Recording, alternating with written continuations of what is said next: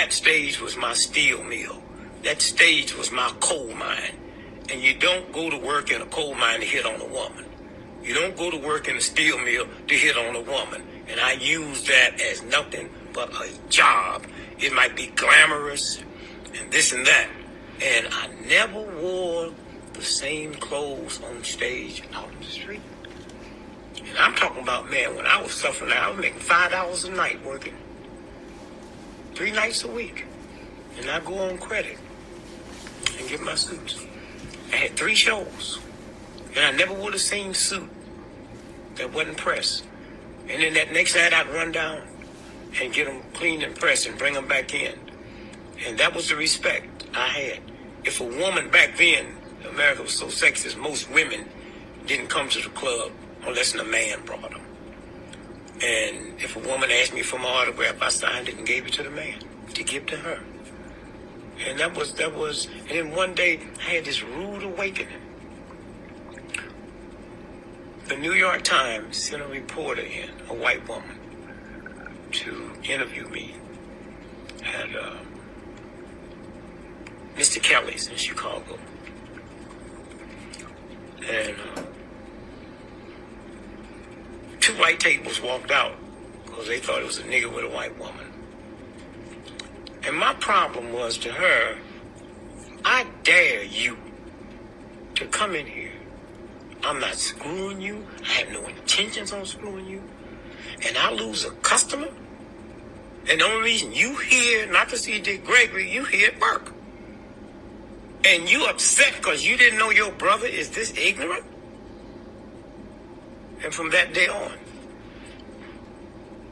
I always had a white dude with me.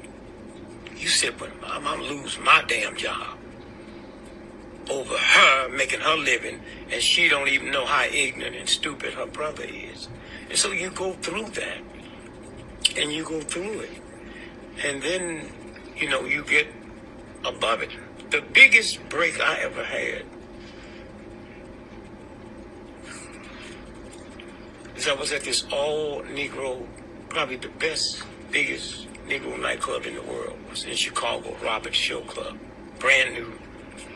Had a Las Vegas stage. And they brought in Count Basie, Joe Williams, Sarah Vaughan, Sammy Davis. Well, man, that first show, you couldn't get in there for the white folks. And Hugh Hefner was sitting on the front row. So they told me that week I wouldn't be able to work it because they got this big comic coming in from New York named Nipsey Russell. And so I said, you're paying me $25 a night. I work 3 nights a week. And when the big show comes, you don't need me. Well, you get him to stay here to work all your shows. I quit. And I didn't have no job or no money. So they said, wait a minute. Let's do this. How about you emceeing? And I emceed. And I've never emceed. I mean, I've turned down big money that people come. I've never emceed since then. And an old black dude told me something. He said, if you got 2 hours out there on that stage, that's your stage, son. Or if you got 15 minutes, you can do the same thing in 15 minutes you do in 2 hours when you have to, or you can do the same thing in 2 seconds that you do. And I heard him. And I walked out there, and Hugh Hefner was sitting. And just this little MC, he heard something. And Aaron Corey came into the club. He refused to work 7 days, and I got the call. And I went down, and I never spent much time downtown Chicago. They were paying me $50, and I didn't know white folks, sent the money to your agent. So I came down there with 25 cents to get on the bus and got off at the wrong stop. And I had to go on stage at 8 o'clock, and I'm praying and running. It's a blizzard. And I asked people, where's the Playboy Club? The music done. So then about 8 blocks away, I could see the sign, and I'm running. I don't know now that this room had been sold out to a group of Southern white frozen food convention. And they decided, Hefner and them decided, well, I don't need to work. Well, they was going to pay me. So if I'd have got there a half hour early or hadn't got off at the wrong spot, Victor Lowndes, who ran it, he said, you had to go on. So I said, okay. I didn't. I got there at exactly 8 o'clock, and I got my clothes over my arm. I didn't even have time to change clothes. I ran up the steps, and this white guy standing there trying to stop me. And I didn't know who Victor Lowndes was. And I just pushed him out the way. I asked the guy downstairs, where's the carousel room? Say second floor. So now I ran up, jumped up on stage. Hey, I'm Dick Gregory. At 8 o'clock sharp, and at 12 o'clock I still talking. And Hefner came over at 12:30. And so that's been the story of my life. I had no business on that stage.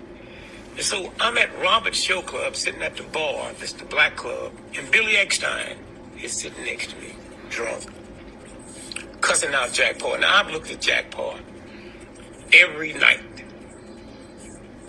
for 5 years. And when he go off, I sit in the mirror till 5 o'clock in the morning, going through my act, what I'm going to do when I get on the Jack Paul show. And had it not been for Billy Eckstein, I wouldn't be here now. So, ladies and gentlemen, that was a small excerpt from one of the interviews that Mr. Richard Claxton Gregory did. It was at the American Comedy Archives at Emerson College. He was speaking in details about his life and how he became a great comic. More of this episode will air in another podcast that I'll put out, and it's going to talk more about the civil rights movement and Mr. Gregory's involvement in that, and the whole thing about him being an African-American comedian and how his life just took off and how he developed his act throughout the years. So stay tuned. See you next time. Yeah.